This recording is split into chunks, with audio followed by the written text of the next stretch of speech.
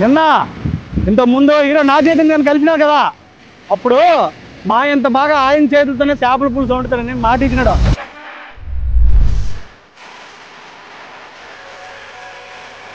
ఆ మాట ఎంతవరకు కరెక్ట్ అవుతాం చూడడానికి నేను వెళ్ళను.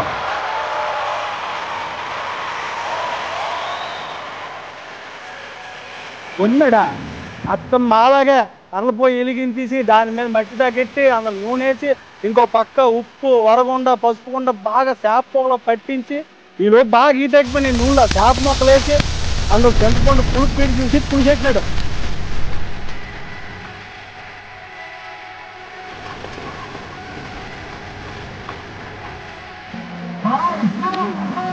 బాగుందనుకుంటా. నచ్చిందా? కొంతసేపటికి మూకుడు తీసి తల మరుగుతున్న పులుసులో కొత్తిమీర వేస్తుంటే అప్ప ఆ వాసనకే నోరు ఊరిపోయిందంటే చాలా బాగుంది.